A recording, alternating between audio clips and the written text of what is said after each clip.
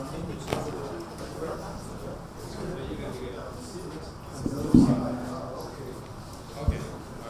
Thank you. Okay. Let's start with this afternoon's second session. The title of this panel 3 is Social Media and Political Participation in East Asia. And I'm Louis Liao. I'm a professor at the School of Journalism and Communication here at CUHK. And we have originally on your booklet, on the program, we're supposed to have 4 presenters. But as Professor Wan Wei is not coming, I think he is resting in South Carolina due to some, I don't know how serious it is, because of illness. So we only have 3 presenters today. We have Professor Lars Willett, Professor School of Journalism, Indiana University, Professor Zhang Weiyu, Assistant Professor, should we say Associate Professor? This is wrong. She just got tenure. At the Department of Communication and New Media at National University of Singapore. The third presenter is a pair, my colleagues, Professor Michael Chen and also Professor Xu-Ting Chen. And both of them are assistant professor here at the School of Journalism and Communication, CUHK. And I have a partner here working on as serving as a discussant, Professor Marco Skoric, associate professor at the Department of Media and Communication, City University of Hong Kong. Right? Let's start with the first presentation by Professor Lars Willett. And the title of the paper is Social Media Use and Political Participation in Asia. I'm trying to work against the jet lag. Thomas already is probably sleeping in some corner. I don't see him. Oh, there he is. Yes, still awake. Okay, so I'll try to be shorter than you were. I would like to talk about a study that we did a couple of years ago and that ended up as a book that was published last year. Social media, culture, politics in Asia. I don't want to talk about the entire book, so I'm going to present a very kind of brief version of the main reason for this book. Just to tell you a little bit about the methodology that we actually used here. This book is based on an online survey, mostly an online survey with about 3,500 college students throughout Asia in 9 countries and territories, Hong Kong. We used the same questionnaire in all 9 countries, which was a challenge. And this is something I would like to talk about a little bit more. What are the challenges of doing comparative research? Because we've heard a lot about comparative research, but we haven't heard about any of the problems that it really poses to people who want to do this. So we actually strive for using the same questions in all 9 countries and territories that we've targeted here. We have a list down there: South Korea, Taiwan, Japan, India, China, Singapore, Malaysia. You can imagine that because of the cultural differences, the languages that are at play here, that it's not easy to design a questionnaire that can be applied in all 9 countries. And you can criticize me later for it. It worked so-so. There were some problems, but I think we pulled it off pretty well. We also couldn't do an online survey in all countries. In some countries, students are simply not used to doing online surveys. India, it was much easier to do a paper and pencil survey. Malaysia, the same there. It was almost impossible to do this online. In other countries, we did it well. 2 of the people who helped me with the survey are here today. Cherian actually worked on the Singaporean survey, and China, where's the other author? Oh, I forgot Hong Kong.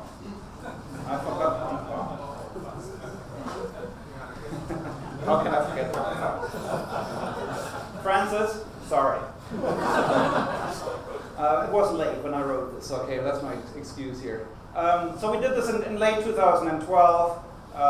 It was an idea that we wanted to kind of look at the role of social media and political participation and what kind of factors play into this. And I admitted I used countries as a unit, and I love it because it kind of explains how people use social media when you look at them in a context. And the nation, for us, provided the context. So what we did is we tried to figure out what are the cultural, political, social reasons that make people tick and use social media in certain ways to get involved politically within each nation. And then find possibly commonalities across nations. What Akiba said earlier, that's kind of the reason for doing comparative research, right? But we first did this by really looking at each country individually. We had authors from each of these countries that were experts, like Francis and Sharon, of course. We discussed these factors that possibly influence how you use social media in each of these nations from their own perspective, from their own cultural perspective. So that was the idea of the book, to kind of look at this individually by country and then kind of try to draw comparisons across. We focused in our questionnaire on traditional and digital media use, thinking that both would have an influence on how involved people get in politics. We also looked at the use of alternative media platforms, people getting news through email, through their cell phones, social media, of course, being part of that.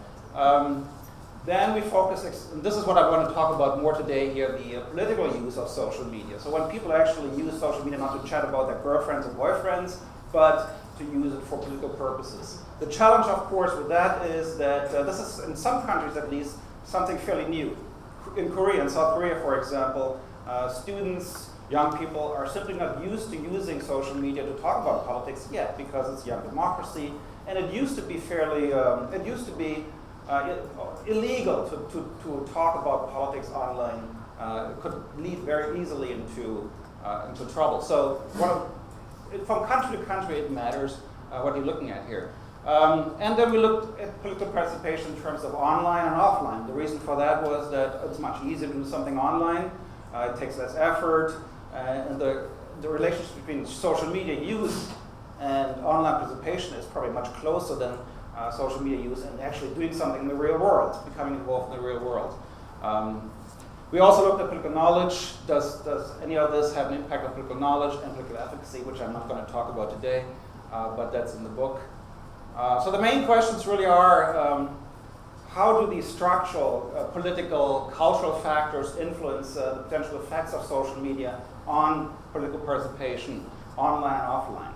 What are they, from country to country, looking at this? And are there any common effects across the nations, independent of the system that we're talking about or the culture that we're talking about? We have countries that are fairly authoritarian in our sample, and also democracies. So there should be differences, and there should be commonalities. The problems, and I already mentioned a few. Oh, this doesn't work out. Starting from the bottom, comparing political activities across nations is problematic. As you know, going to a demonstration might mean something completely different here in Hong Kong than in China.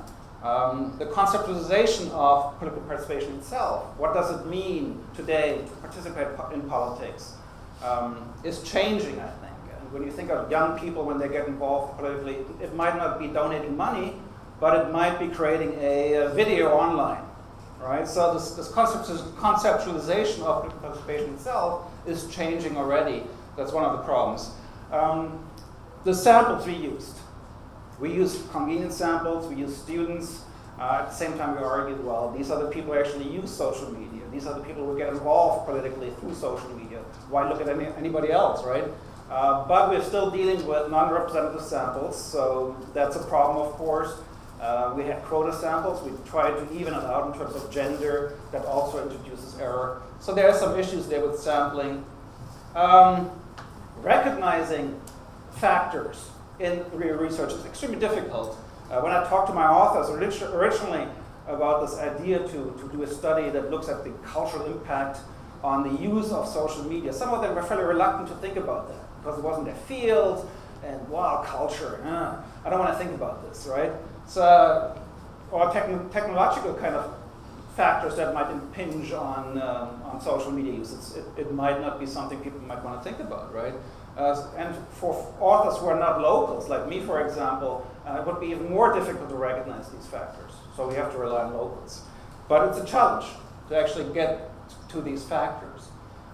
We had a lot of differences in methodological competence. I'm not talking about Francis or Cherian. Some of our authors had not run a survey before.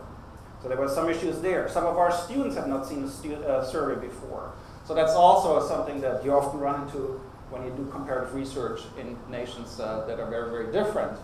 And then differences in social media use itself across nations, because social media are not all the same. The Japanese are using different social media than the Koreans and the Chinese. So there's slight differences in terms of what social media means really in each of these nations. And that also creates somewhat of a challenge for a researcher. So there's plenty of challenges to overcome in this type of research, and we're acknowledging all this, of course, but we also think that we should go ahead and do this type of research. It's necessary. Just a quick overview. I hope you can see these numbers. We had fairly decent-sized samples in each of these nations. We tried to balance it by gender. It didn't always work. Where's Cherry? Right? So we tried to get a 50-50 sample. The ages are fairly similar because we're talking about college students, and semesters vary quite a bit because we have undergrads and grads in our samples. So that's a sample that's a young, educated group of students that actually use social media, basically. Key findings, and I'm going to give you some findings that now combine everything. It's kind of the opposite of what we try to do in the book. Rather than kind of looking at each country individually and finding out what's going on, I'm going to look across all nations and give you some data here. The scores themselves don't mean that much. I'd rather look at the patterns here. Satisfaction with democracy was one of the questions we asked because we thought, well, if they're all happy, they're not going to do anything, right? And you can see here that students tend to be, well, not all the same. There are differences in terms of satisfaction with democracy. They are particularly low in Malaysia, China, and Singapore, and then they go up a little bit.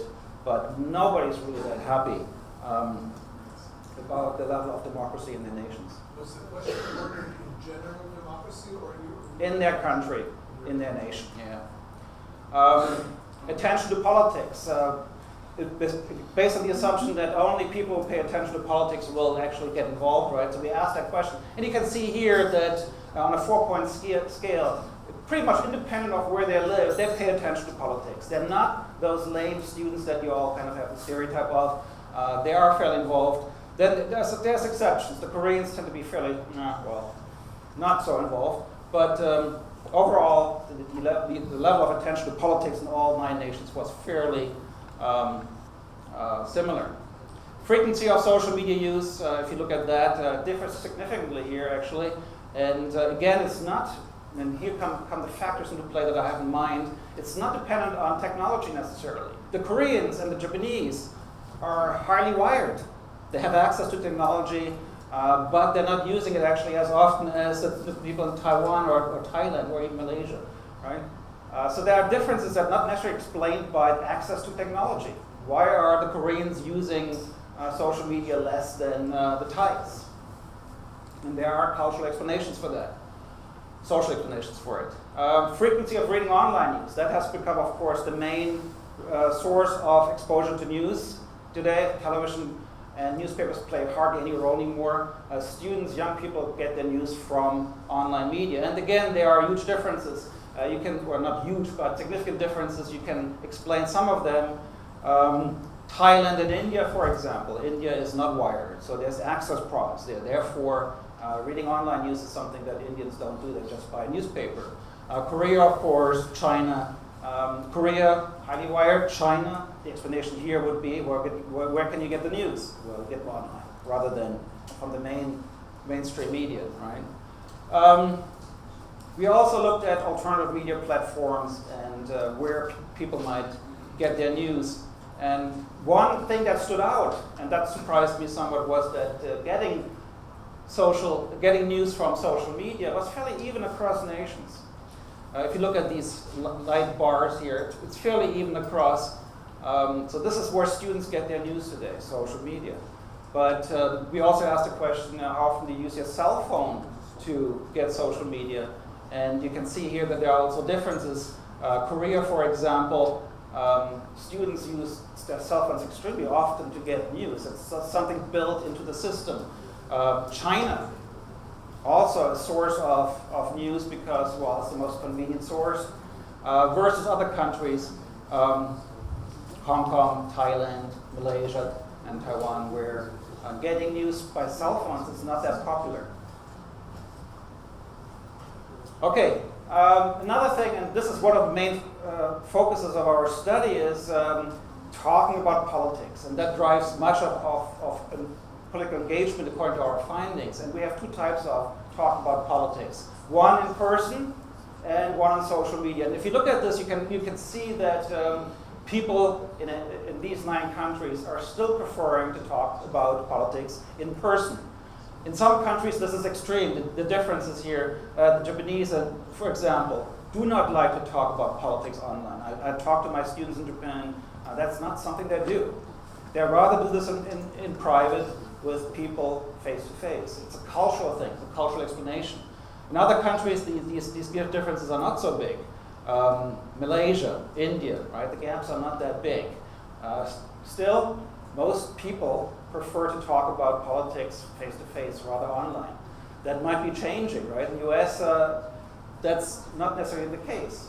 But one of those factors that we have to remember, that people are still talking about politics mostly face to face, which undermines a study like this one because, well, if they don't talk about politics online, how do you get significant findings here? So, again, we're looking for explanations of these patterns, social factors, cultural factors, technology that might drive them, and then use that to explain how these things might influence political participation. Okay, so another of these problems that I mentioned earlier was the conceptualization of political engagement, political participation. We used traditional measures, if you want, traditional measures for offline participation that actually worked pretty well, I thought. But again, when you think in terms of culture, there's huge differences. But doing volunteer work was the most popular kind of political activity offline among all the students. About a third of all of them did that. Join a student organization as a member, donating money. It's done by about a third of the people in our sample on a regular basis. But if you think of Chinese students, when they join volunteer work or a student organization as a member, that's not something they do because, and we talk about mainland Chinese, because they want to necessarily. It's because it's part of the system. All right? So there's different ways of driving why they do things. And that has, of course, an impact on what this means in the end. Working for a community project, you can see this drops off very quickly here. What we also found was that there's huge differences across countries in how these things work. I'll show this in a minute. Online participation, we tried to come up with a list of things that might be something that people actually do. Many of these countries in 2012, there were elections, so we used that too, to our advantage, I think. But again, as a researcher, it's difficult to kind of put your fingers on what is political participation online today, especially for older ones. So we tried to figure it out, and predictably, the most popular online participation that we found here is watching political videos because it takes zero effort. Right? All you do is you watch videos online, but it was done by half the students in our sample across nations. One of the most popular things to do, visiting websites, forwarding links, and posting comments. These were the most popular things, predictably, that people do online. So this is how we define online participation in our survey. But I want this is probably, you cannot read that all the way back there. I can hardly read, I'm sorry. But what I have here are 2 blocks of variables: the offline, the online, the offline, and the online. And what it might show you back there is that I highlighted the most popular things across nations here, and you can see there is not a clear pattern for offline participation. It's not really, people don't share things. Hong Kong, this is going to a public demonstration or signing hard copies of petitions. So you see that's what's very popular in Hong Kong. In other countries, China, doing volunteer work, right? 60% of the students said they do this, but they do it for a reason. Donating money. Singaporeans are good on that one. Right? So there's no clear pattern. But if you look at online participation, it's pretty much the first block here. Watching videos, talking with friends, visiting websites. So that's pretty clear cut. Shared across nations to a large extent. If you look at the patterns of online participation and offline participation, it's pretty bleak. These are the numbers that we actually found out of 11 possibilities on a regular base, 2, maybe 1. Right? Japan and Taiwan are the least active people versus the Chinese, who do on average 2 activities from these 2 lists. So they're the most active ones here in terms of engagement, offline and online. Malaysians, Indians. So again, not the most active people, but there are differences there, and we hope to explain them. And this is, again, I'm trying to show you this, but you probably cannot read it. I'm just showing you a multiple regression analysis here. I'm not showing you the demographics for which we controlled. Independent of demographics, we found that there are clear indications that social media use correlates with political engagement online. Pretty strong correlations, fairly consistent across here, reading blogs, posting blogs, talking about politics and social media, belonging to Facebook groups, all correlated with political engagement online across nations, independent of where you come from, mostly. We didn't find the same pattern for offline participation, because that's a step further. Right? You have to be more active. It's weaker, but it's still there. Using social media for political purposes correlates with more offline participation, which is a big step, right? To basically arguing that when people who use social media are becoming more active in the real world. So conclusions, just quickly. What we controlled for the news exposure did not show correlations. They were scattered across nations. There were some, of course. The one that showed consistently or fairly consistently was social media use, correlated with political engagement. The other ones did not. But discussing politics on social media really engages students and makes them more active, online and offline. So that's the driving force, and that's taking place today on social media across all the nations. To some extent, in some countries more, some countries less, but it's fairly consistent as finding that social media use drives engagement. And finally, as I said before, this might actually indicate that social media use, the political use of social media, might make people more engaged in the real world. There is some indication for that in our studies, independent from where you live and what you do. Right on time. Thank you, Lars. Right, the second presentation is by Professor Jiang Wei-Yu, Associate Professor at the Department of Communication and New Media at NUS. The title of the paper is Social Media and Elections in Authoritarian Democracies, the Cases of Malaysia and Singapore.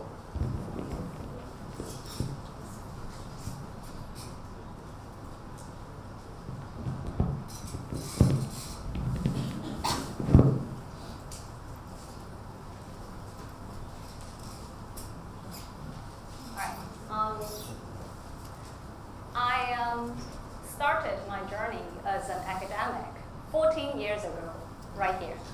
When I was studying as a grad student in School of Journalism and Communication, I feel like extremely honored to be here again, standing in front of my professors, my advisor, Polly, over there, and many professors, Joseph, Louis, Clemens, who have taught me everything I know about communication studies, okay? So when I think about how I can repay all the guidances and training I received from my professors, I think the best way may be to show you how hopefully I have grown up over the years. Okay, so here is the presentation I'm going to present today. My co-author, Joanne Ling, teaches in the Nottingham University in Malaysia campus. When I returned to Asia in 2008, I was so excited by this very exciting election going on in the neighboring country in Malaysia. So since then, this study has already been started, but unfortunately, we haven't published this paper yet. I'll talk about this a little bit later. Since then, 3 elections have already happened in these 2 countries. The 2008 Malaysian general election, 2013 Malaysian general election, and the 2011 Singaporean general elections. So I'm going to update my paper a little bit to include the 2013 Malaysian general elections. Okay, all right. So here we have the two neighboring countries, Malaysia and Singapore. Malaysia is a huge country. Singapore is a teeny island. Malaysia has a population of 33 million people, and Singapore has only a 5 million people population. Both Malaysia and Singapore are multiracial countries. That basically means in Malaysia there's a dominance of Malays, about 67%. They have a significant minority of Chinese, that's about 25%. This pattern is reversed in Singapore. In Singapore, there is a dominant Chinese population, that's about 75% of the country, and a significant minority of Malays, that's about 13%. All right, and in terms of religion, the constitution in Malaysia actually declared Islam as their national ideology. Religion is played down in the Singapore politics. It's almost a taboo issue in political discussions in Singapore. Okay, now, you probably would wonder, these are totally non-comparable countries. This reminds me Jack's comment. You're comparing apples and bananas, right? So, oranges, okay, all right. You're comparing apples and oranges. I would say that you wouldn't know they are apples and oranges until you start comparing. Okay? All right. In addition to that, there is actually one thing in common between the two countries. That's basically the political system. This political system is termed, this Hebrew term, authoritarian democracy, which basically means that there are popular elections in the countries, but the government style is pretty much authoritarian. If you have a spectrum of authoritarianism and democracy, right, these two countries are pretty much clustered around the same position in that spectrum, maybe a little bit towards the authoritarian side. Okay, so let's look at the definition of authoritarian democracy. If you define democracy as the ruler being selected by the ruled, right? Both countries do have popular elections. The elections are regularly held since the independence of the both countries, and the elections have broad suffrage. Almost everyone has the right to vote in the two countries. Although I have to say that the process of elections isn't totally fair. They have the so-called electioneering, election engineering techniques to help the ruling party to win again and again. In Malaysia, the situation is even worse. There are rumors that frauds might be involved in certain parts of the elections. Right? So that's the side of popular election. That's the side of democracy. Now let's look at the side of authoritarianism. Both countries have an actual single-party system. That basically means a single party, single ruling party has been elected into office again and again over the years. When they are ruling the country, the ruling parties, the style of ruling is also pretty much authoritarian. I will give you an example of mass media system. The mass media systems in both countries are either owned by the government, that's a Malaysian case, or highly controlled by the government. Okay? The mass media are not able to freely express their critical views of the government policies and so on and so forth. They have this ideology of development journalism in the sense that journalism is supposed to help the countries to develop, to help the government to disseminate information to explain their policies, right? So that example shows that the governance style itself is pretty much authoritarian between elections, okay? All right. In these two countries, since 2008, we have seen something quite exciting. I'll use the two most recent elections in two countries. In 2011, Singapore's ruling party, the People's Action Party, only received the lowest number of popular votes since the independence of the country. That's about 60%. However, due to the drawing of boundary of constituencies, right, they were able to win actually the majority, still absolute majority of parliament seats in the election. In 2013, Malaysia had its own recent general election.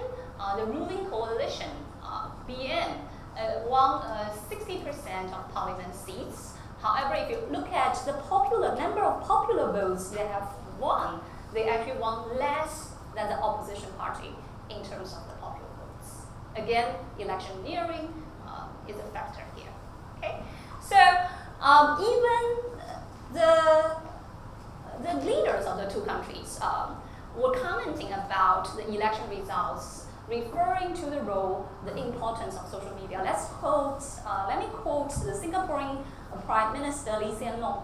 He acknowledged that the election in 2001 was very different compared to 2006, the previous election.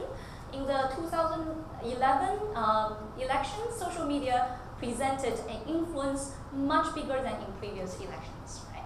So that kind of observation leads me to my little silly question.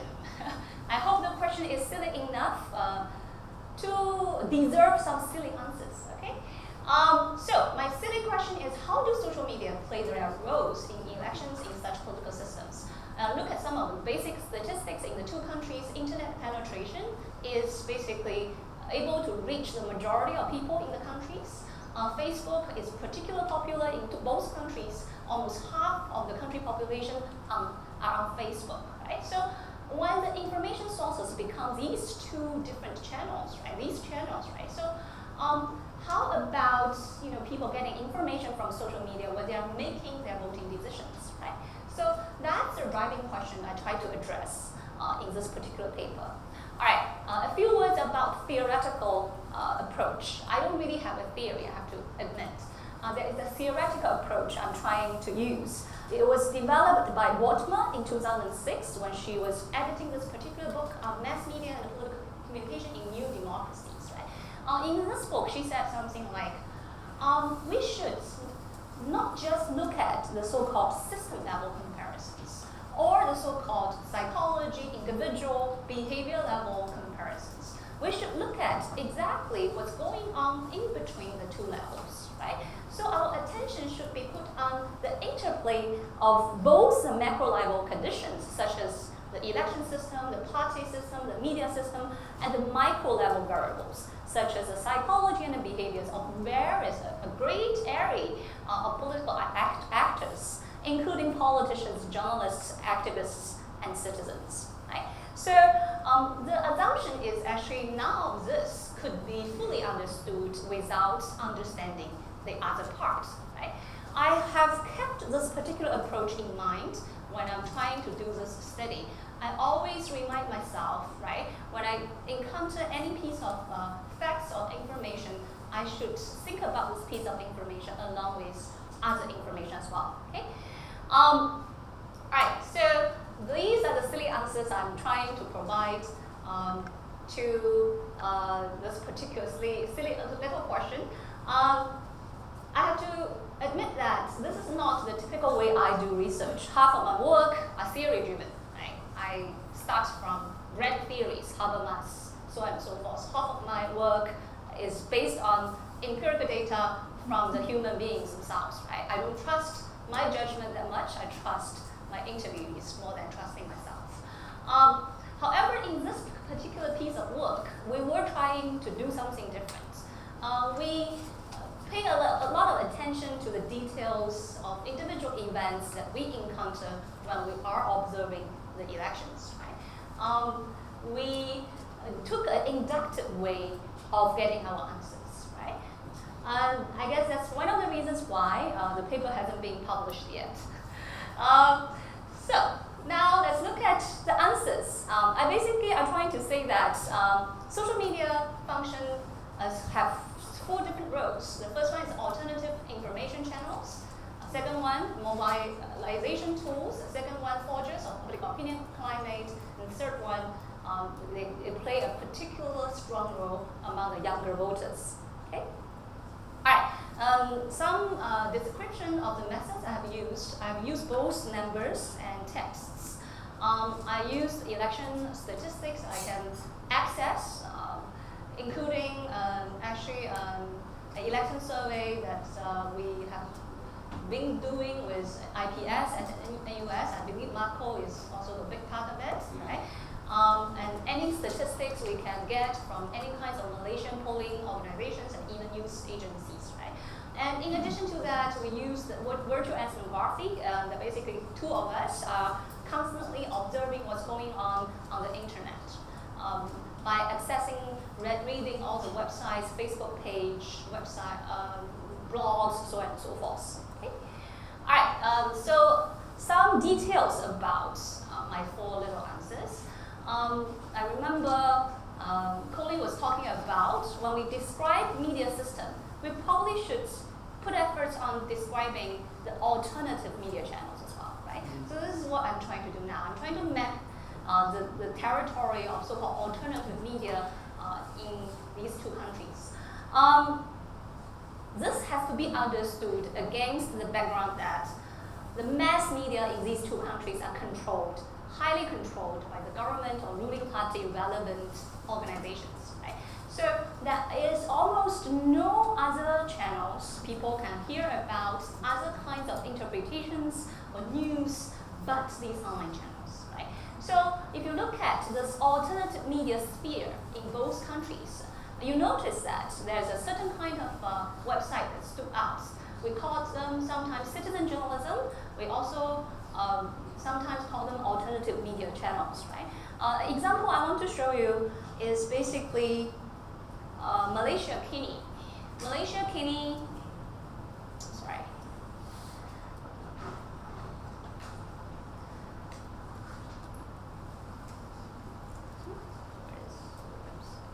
Malaysia Kini is a website, basically, a full-fledged news website built, funded by a former journalist who worked for one of the mainstream media in Malaysia. He was very unhappy about all the constraints he faced in his work. So he went online and funded this website in 1999.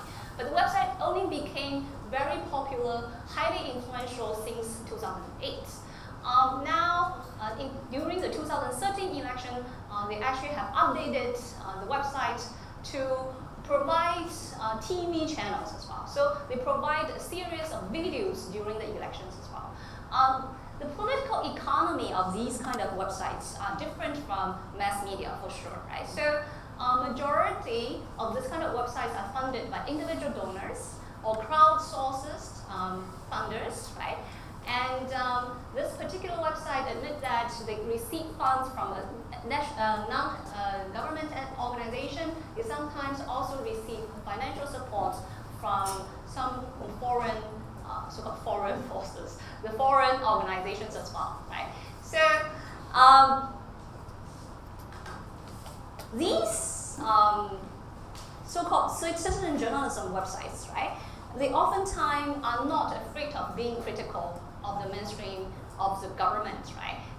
Malaysia Kini, Malaysia Today invited quite a few controversials when they were trying to publish news stories that were critical of the government.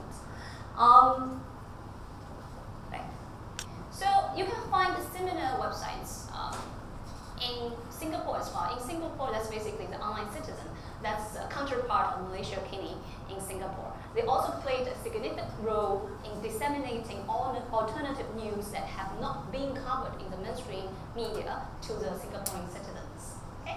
So in addition to the citizen journalism websites, another very active sphere of alternative media is basically the blogging sphere, right? So many bloggers have contributed tremendously to the election process as well. The bloggers in Malaysia are more diverse. That means both individual political commentators and politicians become highly involved in blogging, right? In 2008, there was actually a blogger whose name is Jeff Wee, became a politician, a political candidate by winning seats actually in the parliament. But if you look at Singapore, majority of the bloggers are just commentators, right? They don't really compete for seats in parliament, right? Nevertheless, these bloggers, as a group of information sources, right, they actually provide many information that you cannot see in the mainstream media. Sometimes they even provide fake or or make up information just in order to challenge the ruling power. Okay. In addition to blogs, right? In addition to blogging sphere, we noticed that during the most recent election in 2013 in Malaysia, the channels seem to shift to the social media channels as well, like Facebook pages, right? They don't even go through the websites to publish their content. They're going to disseminate their content directly on Facebook. And this dissemination is very efficient in the way that it's so easy to be shared among the social media users, right? So many of the content, the picture I'm posting here is actually a Malaysian so-called opposition Facebook page, right, called Netdog. So, wow, time flies.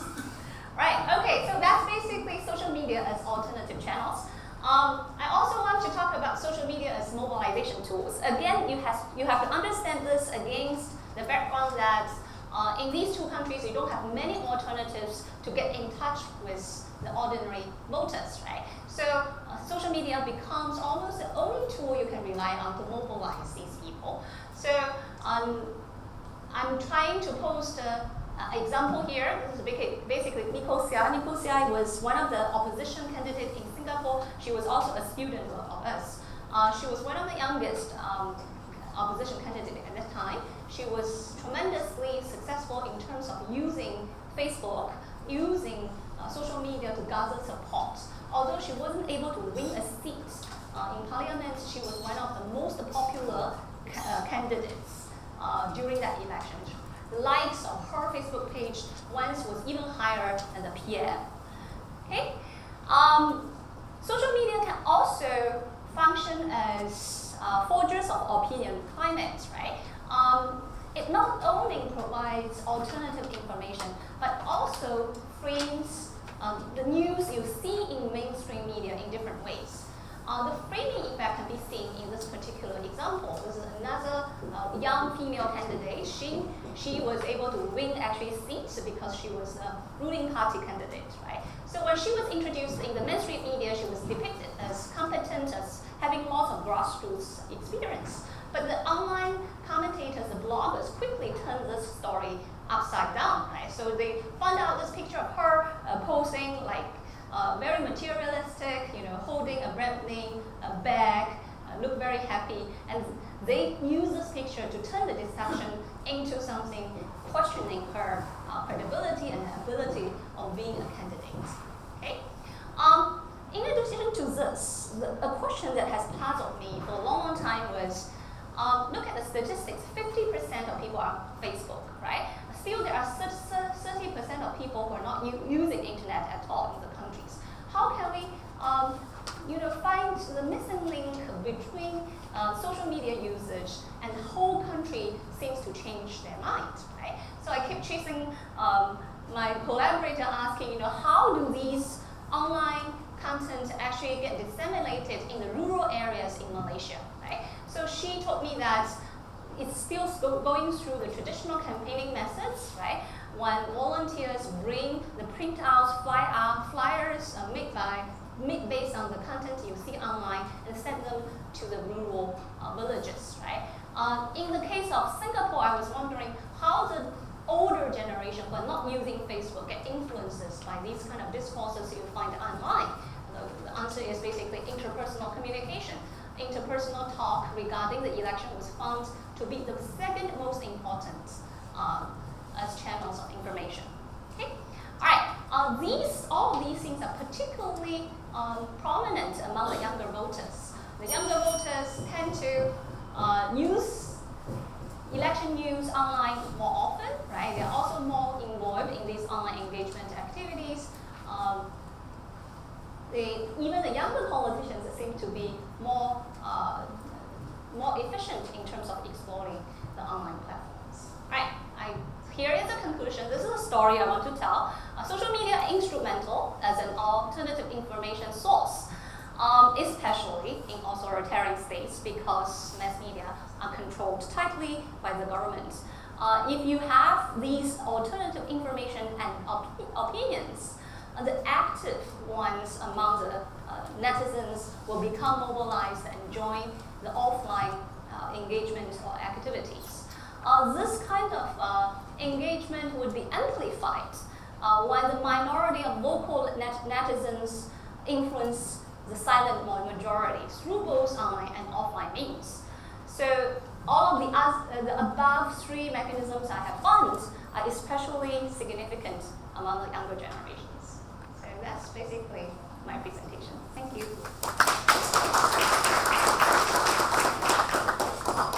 Thank you, Wei Yu. The third presentation is by Professor Michael Chen and Professor Zhuting Chen of this university, this school.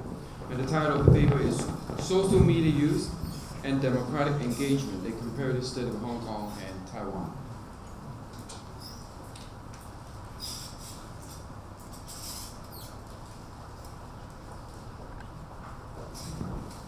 Hello. Thank you very much. Today is actually my birthday. Okay, so and it's one I'll never forget because not often you get to present on your birthday. So first of all, I'd like to thank Professor Francis Lee because it was through his funding actually, and he invited myself and Professor Chen to be involved with this project. So last year was a very eventful year in Taiwan and Hong Kong politics. Earlier in the year, you have people who occupied the legislature in Taiwan, and in Hong Kong, later in the year, we had people occupying the streets of Hong Kong. And so there are three things that are kind of in common. Number one was that these were really unprecedented forms of civil disobedience in both places. Number two, a lot of the instigators or the activists were actually students. And number three was the role played in social media. Those of us in Hong Kong with a Facebook account would actually get an idea of what I'm talking about during this time in the Occupy Central. And so this provided the context for us to look at the relationship between social media and political participation. So starting from the literature, we looked at the relationship between the media and democratic engagement to look for inspiration. And so in political communication, of course, there is this traditional outlook of the relationship between media, the normative role of the media in informing citizens, and through being informed citizens would make informed decisions and participate in democracy and politics. And what we found in the last 2 decades was a general positive relationship between media use and participation. And these positive findings were also found in studies related to online news. So whether it's in the US or in Europe or Taiwan, there's a consistent kind of positive relationship between online news and political participation. And some reasons have been provided. For example, the low access costs of the internet, the convenience of accessing information anytime, anywhere, and the greater availability of information, and so on. And so, in recent years, there has been a kind of an interest in particular on social media and its relationship with democratic engagement. And so part of this was, of course, the news and the impact of social media on different local, regional, and world politics, such as the Arab Spring and so on. In Hong Kong and Taiwan, we have a very high Facebook penetration rate among the general population. In fact, it's among the highest in the world. And in the US, the younger generation, more than 80% of them use the social media. And I believe in Hong Kong and Taiwan, the numbers are the same. actually, when looking at the literature, it was very hard to find a definition on social media. What actually is social media? So I found one that I particularly liked. Okay, so this is from Zenos and colleagues. So social media is a set of internet-based applications that allow individuals to create and maintain online profiles and share and receive information among their online networks. So this combines the interpersonal communication aspects of being connected with other people, communicating with other people, as well as the so-called mass media aspects in terms of receiving information from the media. So one of our first steps when talking about social media and impact on participation is how to categorize the different affordances or the different things that we can do with social media. And so we talked about topography earlier this morning, and we kind of used a topography. And so we looked at first what we call the use factors. And of course, we can consider social media news as an extension of the traditional news. In other words, social media news is just another channel of receiving the news. And Gil Zuniga was one of the first papers that looked at this, and they found a positive relationship between SNS use for news and participation. And also, another use factor is political expression. Using social media to share and express politically related information and opinions. And the idea is that by sharing ideas, sharing information, it encourages greater cognitive processing and reflection on what we share with others. And of course, we also can receive mobilizing information from social media. As we know, the traditional media is very good at reporting protests, but they're not very good at telling you how to participate or where to go. We also looked at the structural factors. So one of them is network size. Larger networks means greater likelihood of coming into contact with weak ties. So the larger the size of your social media network, the greater the chance that you will have access to weak ties that can be new sources of information and ideas. Another factor is the heterogeneity of networks. The idea is that exposure to different views, to divergent views, will stimulate further cognitive reflection and deliberation. Whereas if your social ties are very homogeneous, then probably people will agree with whatever you say and you will agree with whatever they say. Okay? And so that's another factor. The third factor we looked at was connection with public political actors. And so this was a work done by Tan, Gary's here maybe, and Professor Francis Lee. So these are linkages with politicians, with public officials, activists, academics, and commentators. The reason why we focus on these particular sets of people, these particular sets of ties, is that these people exhibit disproportionately more influence and mobilizing power because of their status and reputation. And in a recent article, there was this term called micro-celebrities. And the author talked about the ability of micro-celebrities to capture attention, to get people's attention. And so they're able to obtain and sustain attention to their messages and activities. So in sum, we looked at these 5 affordances, these 5 uses of social media that could potentially influence political and civic participation. So this led to our first 2 research questions.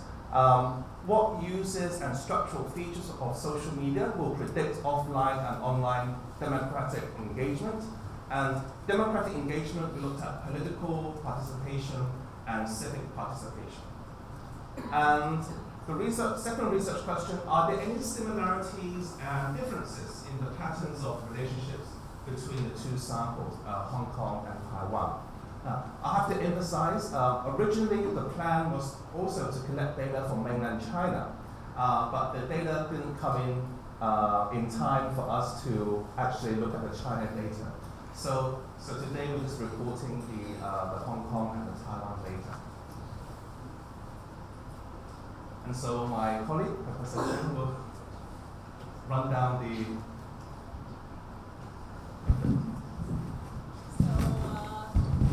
is my voice loud enough? Probably. Maybe I don't, yeah. So thank you.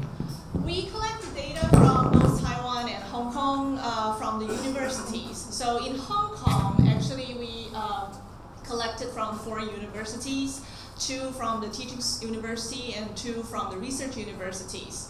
And then we do the multi-stage sampling, like selecting different faculties, and then in this faculty we select the departments and then select the class. So in Hong Kong we randomly selected 27 classes in total, and you can see the sample numbers. And from Taiwan we picked 5 universities. And a little bit different is from Taiwan, we selected general courses from the 5 universities in Taiwan, because the general courses in Taiwan allow students across different majors and across different years to take. So we have a little bit different sampling method here. But as you can see, it's kind of a 50-50 from Hong Kong and from Taiwan. Also, the sampling time was for Taiwan was last year around October. And Hong Kong is around last year, November. So you can see the composition of the sample is quite similar actually. So you can see the male and the females. The average age is quite similar, like around 36, 37 were males, 63, 62 were females. And the average age, because the undergrad students, like around 20 years old. And interestingly, we also ask about the social media use.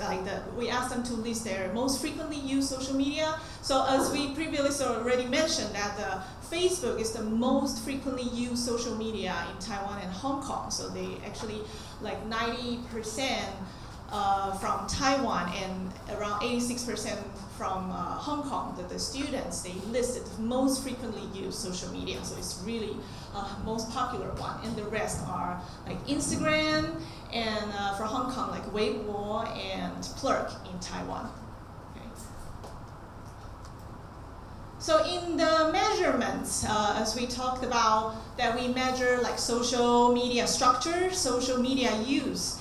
So for the structure, you can see we have asked about the network size, and we also asked about the heterogeneity of the network structure. So for example, we asked them whether they know the social media they know is the people, the friends are they know in person, or they are with similar age or similar background. And you can see that the social media is kind of broad terms. So in order to target, ask them to more specifically recall what kind of social media they actually like to answer. So we asked them to answer the social media related questions based on the one they listed most frequently used. So which is probably most of them are like Facebook. And then another factor is connecting political actors. We also asked them whether they follow, linked friends with journalists, commentators, scholars, government officials, legislators, and activists. Okay. Some social media uses here are like receiving political information and sharing political information. So in terms of the dependent variables, we asked about the democratic engagement. And interestingly, also kind of tap into the definition of the political participation, because in here we separate it into like civic, and in terms of the offline one, we separate into civic and political participation. So for civic, we kind of clarify it as like a donation, charity, fundraising, and for political participation, it's more like joining political groups, demonstrations, signing petitions, these kind of more political activities. In the online part, mostly are more political oriented. We ask them whether they express their like political attitudes online, for example, like commentings or writing notes, these kind of political behaviors. and also whether they join like Facebook political groups or encouraging their friends, because like social media encourage their friends to join the political groups. And of course, some control variables in the analysis as well, in terms of like demographics, news media use, and other political predispositions. So straightforward to the results, actually, two tables I'm going to show here. First one is the offline democratic engagement. So you can see we have like civic participation, political participation, and also Hong Kong, Taiwan, and then Hong Kong and Taiwan here. So this is because the table is a little bit big here, so I kind of separate it into two. And then another table is for the online democratic engagement.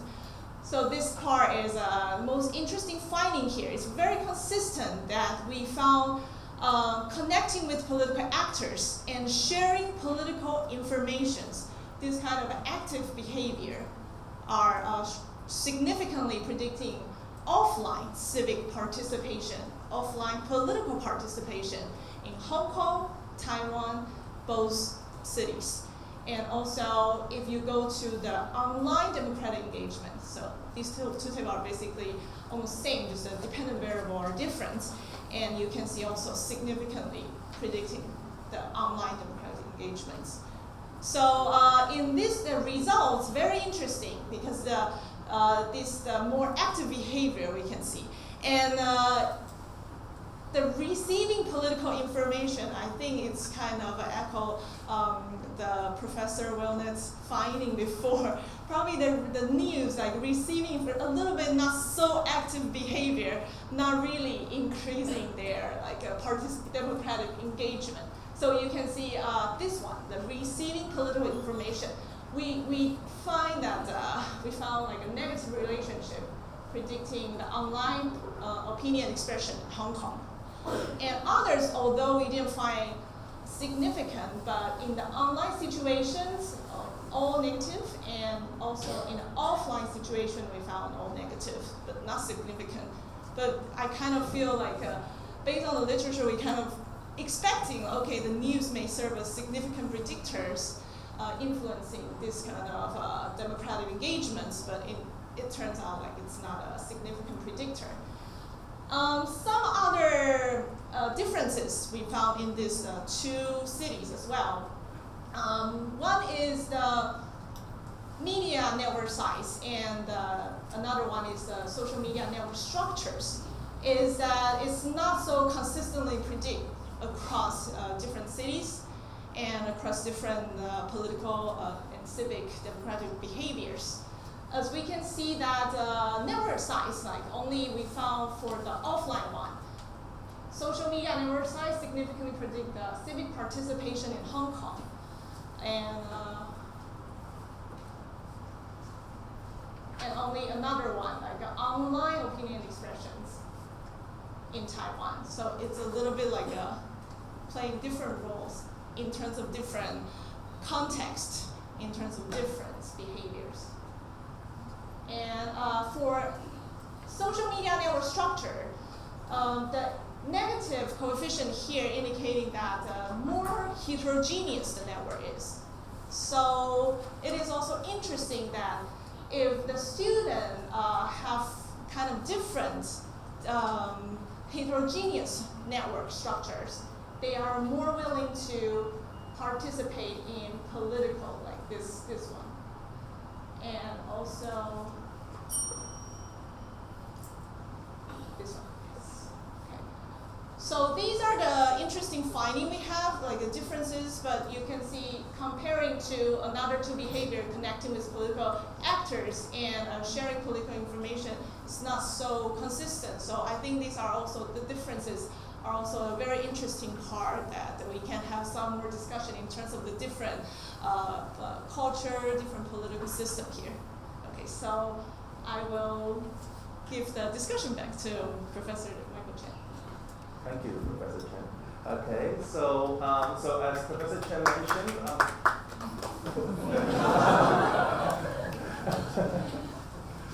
where was I? Oh, the discussion, right? Okay, yeah. As Professor Chen mentioned, so what we found consistently across the board was that the act of sharing political information and being connected to a variety of actors were consistent predictors of all the online and offline participation behaviors. So active rather than passive use predicted engagement.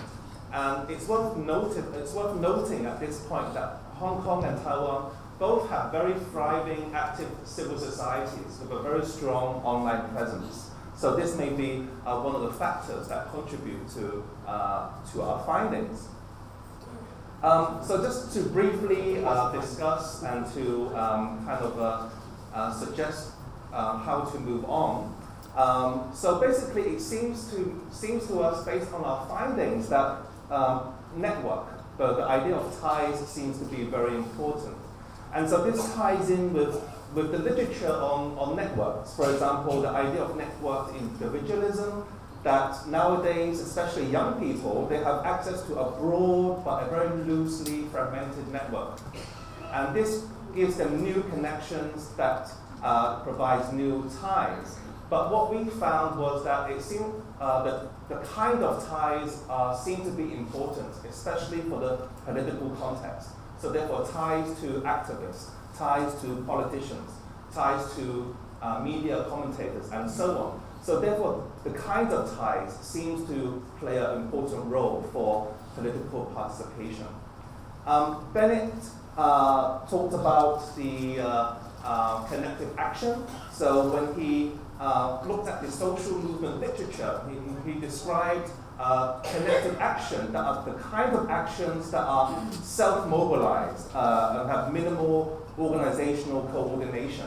And so in the Hong Kong case, at least, work by Professor Joseph Chan and Francis Lee have consistently shown that in the Hong Kong context, our participation is characterized through self-mobilization rather than identification with political parties and so forth. And so maybe the social networks, the social media findings that we found are reflective of this phenomenon. And of course, in a more macro level, meso level kind of a perspective, then Castells talks about the networked social movements. The idea that loosely structured networks are concurrently in cyber and urban space. So therefore, not only is it an online form of participation, not only is it offline, but a combination of the two. So there are a lot of things that we can think about and develop on based on our findings. One thing I'd like to note was that we found no direct relationship between social media news and political participation. So this seems to contradict the previous findings from the previous scholars and the literature. So one possible reason could be the fact that there can be some important mediating mechanisms between news exposure and participation. For example, the cognitive mediation model or the more recent OSROR model, they talk about how psychological processes could mediate the relationship between news exposure and participation. So that could be our next step of analysis. Of course, I should talk about the limitations. Cross-sectional data, there's always the issue of causality and only measuring the phenomenon at one point of time. Especially for Hong Kong, we originally planned to collect the data I think in August, in September, but it was delayed because of all the different events happening in Hong Kong. I think as Jack mentioned this morning about comparing apples and oranges, but this is a kind of an apple and apple kind of comparison because Hong Kong and Taiwan, although politically they're kind of different, but both very active civil societies, both technologically are both very online, very advanced. So once the China data comes in, we can look at the orange. Okay, so we'll have the apple, and then the orange, and then see how everything works. Maybe when the China comes in, it will disrupt the harmony of what we have found in today's findings. But let's see what happens when we analyze the data. Okay, so thank you very much.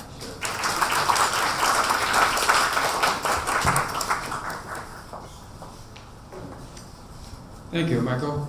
Okay, it is time for some insightful critique and comments of those three excellent papers. And our discussant is Professor Marco Skorek, Associate Professor at the Department of Media and Communication at City University of Hong Kong. Thank you. Try to fix this other one. Okay. Thank you very much for inviting me to comment on these papers. I was very happy when I saw the papers because they're all quite similar. And usually when you get to be a respondent, you get papers that are quite different and looking at very different theoretical perspectives and measures. This time, I could actually follow the same sort of logic in all three papers, and I think they're, of course, all focused on Asia should be closer. Okay, should be closer. I will make some general comments and then also talk about individual papers a little bit. I don't have any amazing insights, but just some things I noticed. The first thing I noticed is that the findings across countries, so we had about 8 or 9 different countries here, the findings are actually surprisingly similar. Yes, you have individual differences, what kind of platform they use, how much they spend on Facebook versus Twitter and all this. That's true. But even in terms of, okay, wow, it's a bit closer. In terms of political attitudes, they're actually very similar. One thing that seems to be common is that the expressive uses of social media seem to matter more than other uses. Informational uses didn't really matter that much. So once you start sharing content, once you start posting comment, once you start creating your own Facebook page for a certain movement or something, once you start expressing yourself, that's where I think that's the precursor to some action. And I see this in all three papers, I think. So this goes back to the idea of, I think this is Homero's idea of consumptive versus expressive uses. In the cognitive mediation model, the idea would be that, yes, there is consumption that starts sort of the whole process of discussion, deliberation, expression, etc., which leads then later to action. That may or may not be the case. My concern, specifically to 2 papers here that we're using survey data, is that unfortunately we simply don't know. If you look at, I've been using surveys ever since I got into graduate school, and I still use them. But I'm more and more concerned about what we are really measuring. There are a couple of papers published in the last 2 or 3 years that show that survey measures are measuring something, but they're not necessarily measuring our use. I'll give you an example. If I ask you, how many times have you checked your Facebook profile today? Or how much time have you spent using Facebook? It's almost impossible to estimate. And the margins of error are huge, okay, huge. Another thing that's happening right now is that I think we're seeing a little bit of an exodus from these mass scale kind of social media like Facebook and Twitter, where people post for thousands of people and share, to something that's a little more stealth. And I'm talking about messaging platforms like WhatsApp or WeChat or even Facebook Messenger. If you talk to your students, and I talk to my students every day because I'm too lazy to do proper research, so they do research for me. They say, okay, we have about, on average, I think in Hong Kong, they have about 500 plus friends on Facebook, okay? When you ask them how many people they actually spoke to in the last week on WeChat or WhatsApp, the numbers are about between 10 and 20. Now, we know nothing about what goes on these platforms. We have no data. And I think that's where all the action is. If you look at the regressions that we saw here, the percentage of errors explained is relatively small. The numbers that we see here, we are discovering relationships that, at best are weak relationships. So they're 0.1, 0.15, 0.2. That's pretty small. Yes, of course, we have very conservative controls and all that, but I think that we're missing where the real action is. The real action is interpersonal communication that happens over these platforms on a daily basis. Now, the concern that I have, and the bigger concern, is that I don't see how we will ever get access to this data. For surveys, this is the data that we create. This is made data. And we can do it for relatively, I think, reasonable price. If you want to do big data stuff, then we are used to getting this billions of terabytes of data from Weibo or from Twitter. We now know that most activists will not post things on Weibo and Twitter freely. Okay? And we know that on some of these platforms, whatever they post may be censored. So if you're half an hour late, it's gone. Right? So I think that most people people have grown very savvy about the use of different platforms for different purposes. If you want to advertise something, for instance, if you just returned from a phenomenal vacation in Phuket, you want to post these photos on your Facebook so that other people hate you. But if you want to talk about politics and something that may be, let's say, racially sensitive, you're not going to post it here. The research that we are currently working on is showing that people are now trying to limit access to political information. They're trying to even defriend some people who disagree with them. So my concern is that we're going to a very tricky period where the data that we're really interested in is going to be owned only by large corporations, and that's proprietary data, or national security agencies. Because for Twitter we can still get data, for Weibo we can still get data. For WeChat, no. WhatsApp, no. Nothing. Absolutely nothing. So this is one thing that really bothers me, and I've been trying to figure out whether there is a research methodology that could be useful to get hold of the real discursive data, real discourse that happens every day. Which brings me to another issue. I really like that in Chan and Chan paper, you talked about structure. And I think structure is really where a lot of action is. The problem with structure, again, is very difficult to measure. Unless you're their friends on Facebook, you have no clue. If you ask people, how many of your 500 friends are real friends?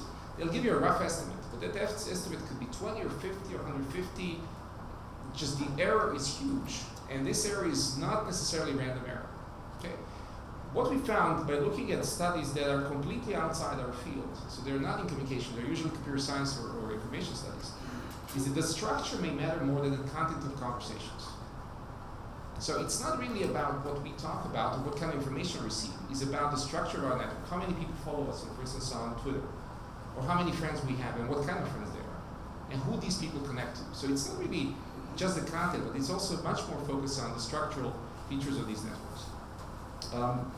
Another thing which brings me to Weibo's paper, and Weibo did a phenomenal job writing a stealth paper. I would have never recognized this as your paper if it wasn't for your name.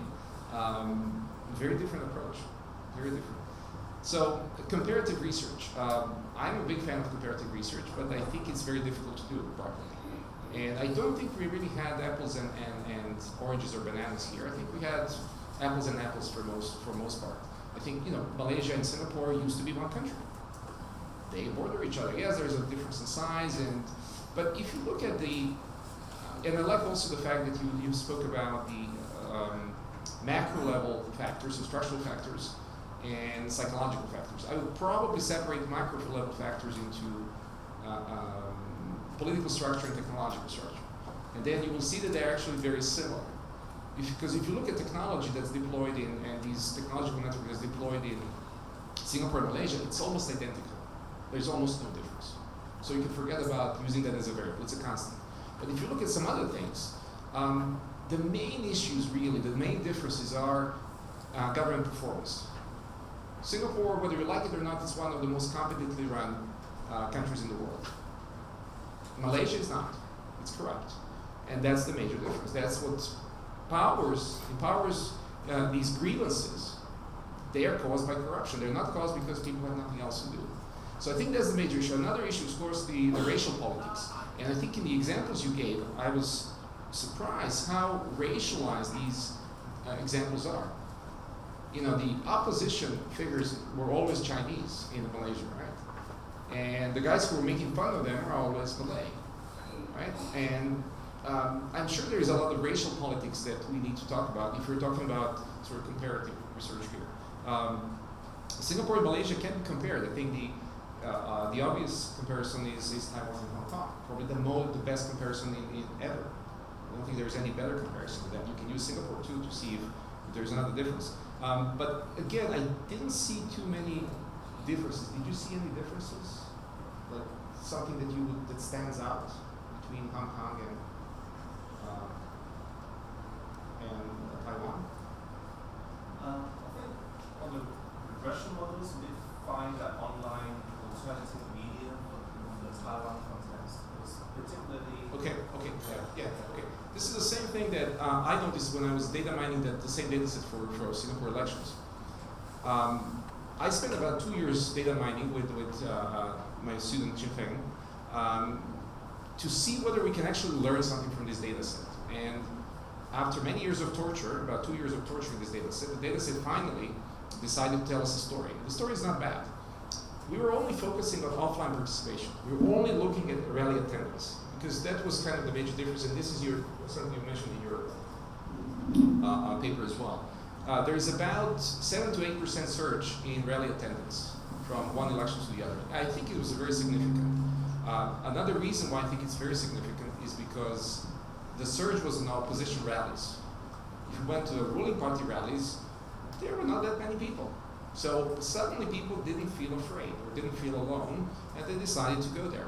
So we were looking at what's predicting really attendance, especially attendance of those people who did not go in the previous elections. And it's exposure to these news blogs, alternative news blogs. More specifically, those 2 or 3 news blogs that you have, so the Online Citizen and Temasek Review and a few other things. That's what made the difference, and the difference was huge. So people who were reading these blogs were 2 or 3 times more likely to attend a rally. Just one blog, okay? And it's consumption, it's not really an expression. A few other things is that I think what's happening is that that's the context that we need. So you mentioned that it's probably alternative media. In every country that we're interested in, there's probably 2 or 3 sources that are providing something that's outside the dominant paradigm of newsmaking. In Singapore, those are the blogs. In Taiwan, I don't know the situation well enough. My understanding of Hong Kong is very limited, but obviously there are a few big sites that basically are platforms for people who are not happy with what's happening on TV, what they see on TV. So that's the actual source. And I think that's about it. Yes. Wow, we have a lot of time left for Q&A. Anybody would like to ask the first question? We have until 5:30, right? We can even run over some because we started late. Yes, Jack. I will first thank all the presenters for very interesting and very rich, research design and with great findings. My question, let me just ask one now. I'm just warming it up for everyone. Is to Lars, and how to interpret, because I want to. It can be a very simple question. Is when is the precise points for data collection? Because what you are getting is a one shot, okay, at surveys. And one thing we've been observing, okay, in Hong Kong and also, for example, in South Korea, okay, when there's an election, okay, things could go. So I was finding one of the unexpected things that you found was that like Thailand was higher than South Korea, okay, and others. What are the things going on? Okay, because we know Thailand had a coup, or the Thai, so in what ways is the time of data collection having an impact? Because South Korea used to be the model, okay, online, media like All My News, okay, the world, once upon a time looked at South Korea for their use of, social media, for political civic participation, for example. Can you provide more, thinking about that, or and the methodological detail? I don't remember the exact timing of each one of those surveys, but Thailand was one of the examples where there was a crisis. I think the flooding happened right before it, So we were facing a situation where people were really engaged politically. They were interested. They were using social media to to get information and to get connected. So that was a perfect setting for our study, but it increased, of course, the participation among young people in Thailand because of the crisis. We just recently did a study in, well, actually it was also in 2012, during the election in South Korea and the United States. This was a time when social media was actually created in South Korea to reach voters. So again, a critical time to do a study because we have suddenly media available to the students that can use to get engaged, which were not there before. So yes, I mean, you have to look at the context. That's why we actually did each one of those countries individually, and we looked at them, we talked about the context. Then putting them together again in a comparative analysis might be problematic because some of the countries just are primed to use social media, while others are not so much. Yeah, good point.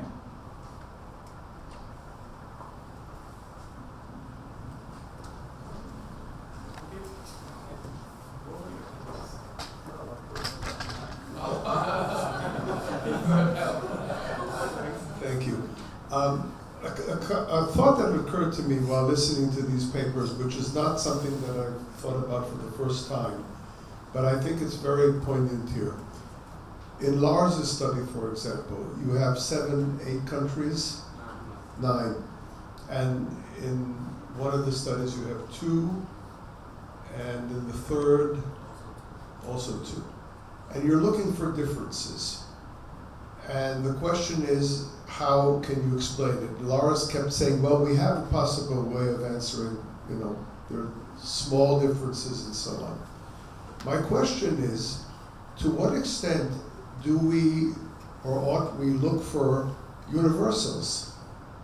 Because we keep looking for differences between countries without always being able to explain them. And I think the respondent's comment about the small differences is very important here. Perhaps there are universals that we don't seem to be paying attention to. We're so involved in looking for minute differences between countries, but in fact, maybe the more interesting thing is that there are common things which we don't seem to pay attention to. I don't know, this is a comment question. But that's exactly what I did. I was looking for, well, we started out looking at differences and explaining very carefully how social media use takes place in a cultural, political context. Then we went on and actually looked at commonalities. What do these countries share? And the one thing that we found too, was that social media use, the engagement with information here, leads to political engagement offline and online. But that's a common finding in all countries, independent from the political system, the cultures. It's consistent, fairly consistent. The results are small, the correlations are small, going back to what Marco said. But we have the same situation in mass media research. Correlations are small, findings are minimal, but we still talk about them because they're relevant. Measurements also the same problem, right? We have been measuring television use, newspaper use badly for many, many years. Now we're doing the same with social media. I agree, there have to be better methods, but this is the best we can do right now. And what we find consistently in our research is that it's not so much the amount of usage. Is it 2 hours, 3 hours, 4 hours? The fact that you actually do it. If you communicate with your friends about politics, you tend to be more engaged in other areas. You cannot just add that to the points we're all making here. My major confusion about this type of research, and I'm guilty as charged here, is the definition of political engagement online. When I say I'm using social media for political purposes, that to me already is a form of political engagement. Posting blogs on politics, posting a selfie of yourself after voting, that is political engagement to me. I use it as an independent variable to a certain degree to predict political engagement in other forms, watching videos, donating money online. But that's not really the way we should do things. We should think about what does political engagement mean, how do we define it, how do we conceptualize it, and then go from there. That's one of the biggest confusion I have in my own research, and I think it needs work. Well, I would say I'm doing exactly the same thing as well. I'm looking for universals, right? Trying to figure out how social media function in this kind of particular authoritarian democracies, this particular political system, right? So there are many authoritarian democracies you can find in the region, actually. So we can learn from these common patterns and even make predictions to some extent, right? So actually, the Singaporean government, as well as the Singaporean bloggers, are learning from Malaysia in terms of their election techniques, right? So this is something in common, and this something in common has real effects, real impacts on what's going to happen in the future. Can you expand on the future? That was the one thing I was So, I'll stop. That was a question.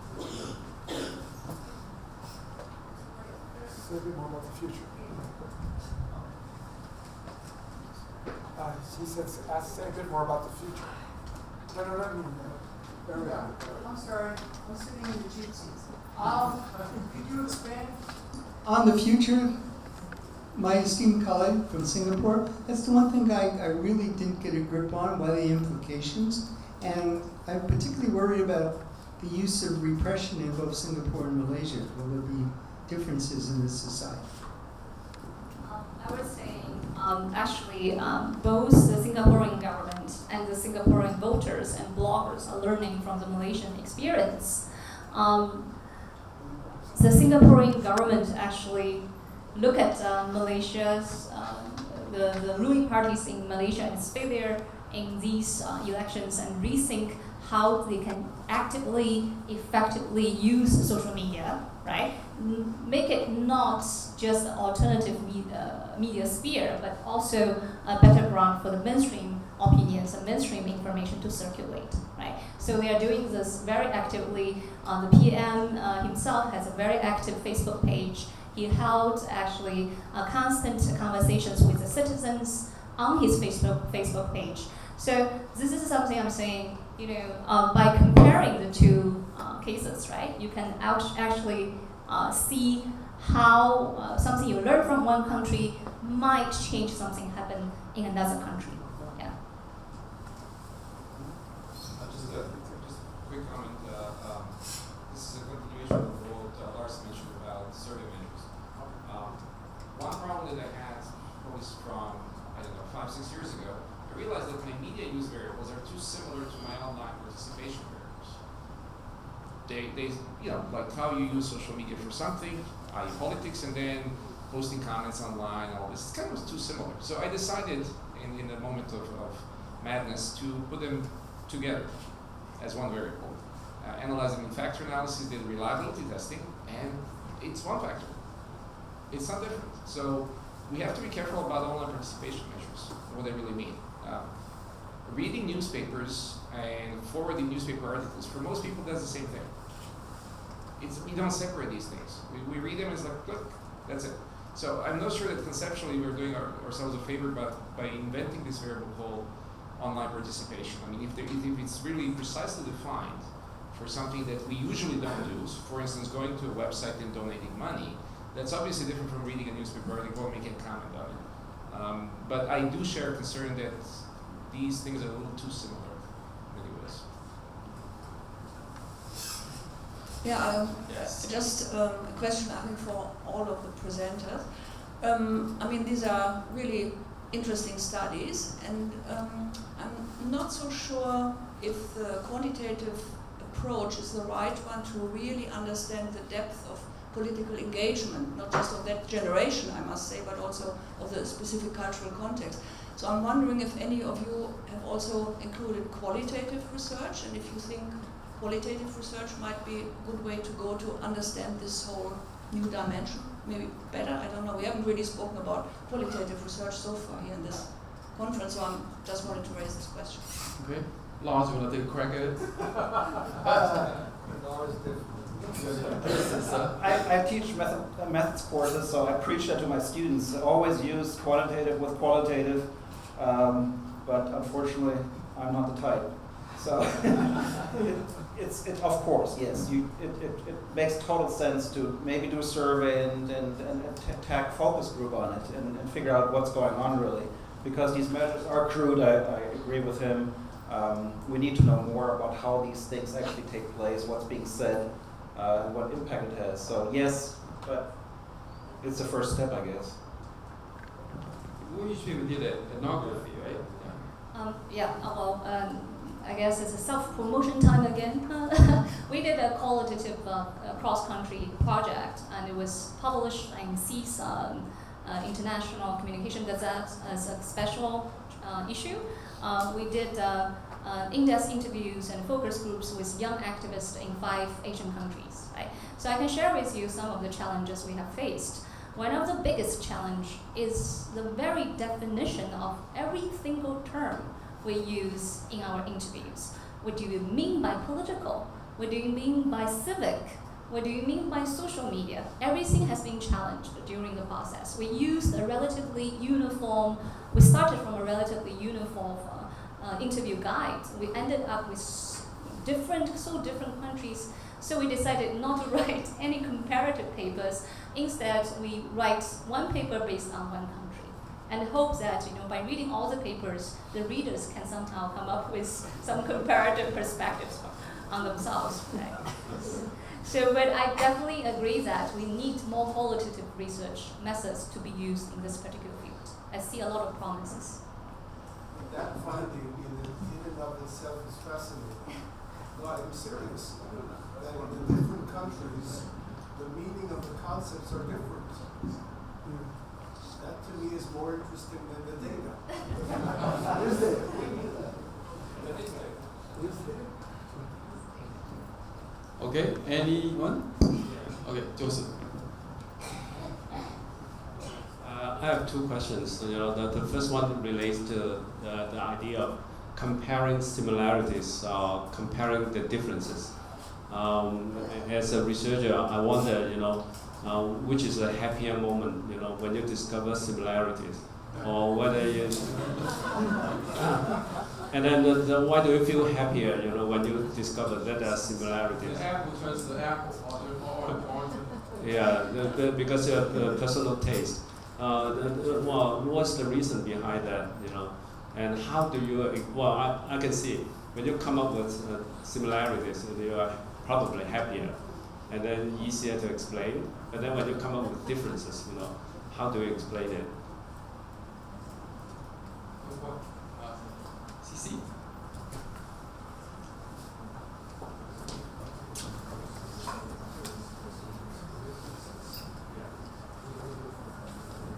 I wasn't prepared to say anything, but I could not resist.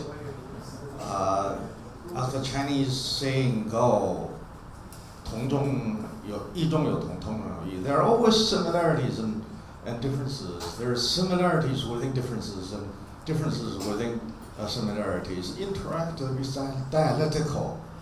And one other point is that in statistics, if you're talking about similarities, that's descriptive statistics. But you're talking about differences, then that's inferential statistics. And differences are always more interesting than similarities. And if you don't find similarities, of course, there are many reasons. One of the reasons is that you have to probe and ask the right questions. And it's very difficult, it's beyond my imagination that you don't find any differences at all.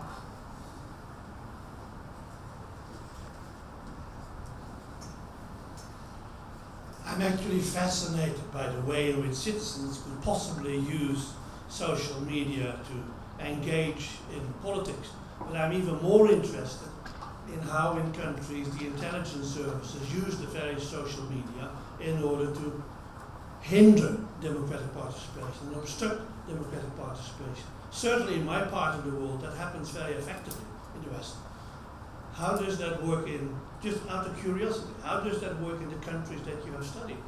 It's one thing to look at politics from citizenship, maybe even more important to look at how that is undermined on the other side of the equation. And China would be a perfect example. The Chinese are using social media very effectively to lead public opinion. But it's not only to blame the Chinese here. I mean, Americans doing it too. Not the government necessarily, but other people. So, but that's a different question, right? I mean, we're interested in political engagement. How does it make people more active? Not necessarily how are people being manipulated by social media. But if the manipulation is stronger than the political engagement, you might as well want to look at it. Well, it's hard to judge, right? In the case of China, I wouldn't know how to judge that. What is stronger? But it's definitely a factor, and there's lots of papers on that written. Well, there's a reason why when Edward Snowden, decided to tell the world he came to Hong Kong. But I want to ask another question about Malaysia Kini, okay? And because you mentioned, because I think this is in a way continuing this inquiry is either the social media, the grassroots alternative media can be suppressed by the powers that be, or I see it equally common as we have been observing in the umbrella movement is the resistance, the internal, the self-destruction, or self-mainstreaming, within. And actually, I've been, known Malaysia Kini for 10 years, more than 10 years. Actually, the first time I went to Malaysia was the Anwar Ibrahim, 1998, and which was the beginning. But people have been telling me that Malaysia Kini is also becoming more and more mainstream because, as we learned in umbrella movement in Hong Kong, I'm trying to have the last two papers talking to each other too. The older generation blogger, or so there are generational effects, and when they become more like in Hong Kong, we used to think the People Power Party or the Social Democratic Alliance are very radical, but then after the movement, people think, oh no, they're not. They're no way close to the more radical. So can you tell us more about what's exactly going on in Malaysia Kini? Is it becoming more mainstream, and then there are even more radical oppositional forces out there, and then what's the internal contradictions within the resistance, so-called? Right. I hope I can speak for Malaysia Kini. Actually, my answer is like this. I think it's a matter of the party politics going on in the countries, right?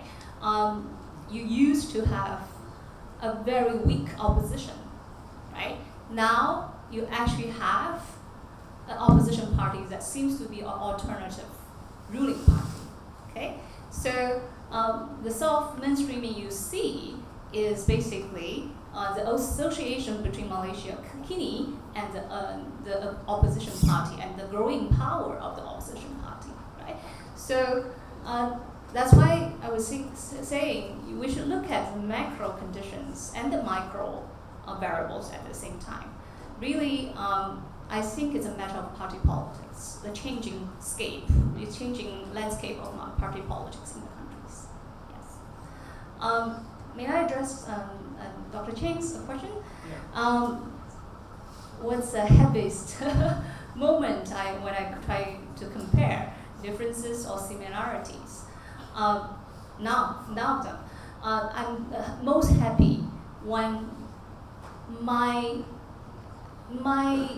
understanding about the possible reasons of the differences or the similarities seems to be confirmed. Okay? Seems to be confirmed, right? So I think these countries should differ maybe in this way if they share this kind of characteristics, or should be similar if they share this kind of similarities, right? So if that kind of, you can see that it's still more or less a theory building, hypothesis generating kind of practice, right? So if I see the connection between the so-called suspected reasons and what we see, what we observe, right, in the surface, this is the most happy moment for me, really. Scott.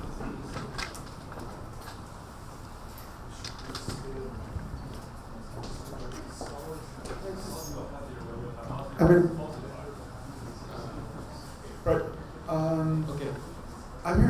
different kinds of methods happening here. One is inductive, which is empiricist, where you start from the grain of what you're looking at without too many assumptions.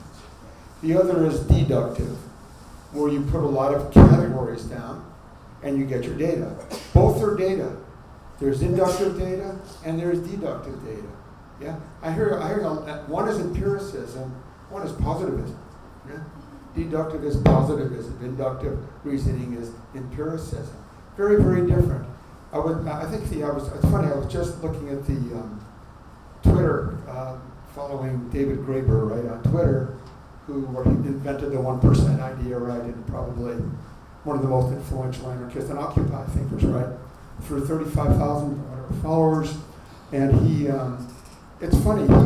He works through example rather than through argument, which I think is interesting. And I think the logic of, it's interesting also we're talking about Occupy and the name umbrella. Well, the umbrella movement, it was very interesting, a mediatization of Hong Kong Occupy, because Occupy works on the principle that the politics emerges from the form of life, without preconceived, say, communist or whatever goals. So what I'm trying to say here, what I'm trying to think here is, how do these things, how do these things work? And B, are we really, I think we are talking about both maybe are very, very good approaches, but it seems to me like the kind of more detailed empiricist approach, where, as think for positivists, where the categories emerge from the research instead of being preconceived in the research, are very, very different. I think they're two very different kind of cross-national types of research that both people are doing both of, but we should think about. Okay. It's 5:32. Anyone have another question, comment, or tired enough? Okay. All right. Looks like there's no more questions or comments. Okay, let me make an announcement, a short one, for the visitors here. For those who are staying at Regal Riverside Hotel, and tomorrow morning, the time to pick up the bus is at 8:45 a.m. 8:45 downstairs lobby. For those who live in Hyatt Regency, 9 o'clock. So you have 15 more minutes to sleep. And after this conference today, there will be bus take you back to both hotels. So there are student helper who will take you down to the bus station in Asia College. You only about 2 minutes walk to the bus. So anyone else have a comment? If not, then let's thank today's presenter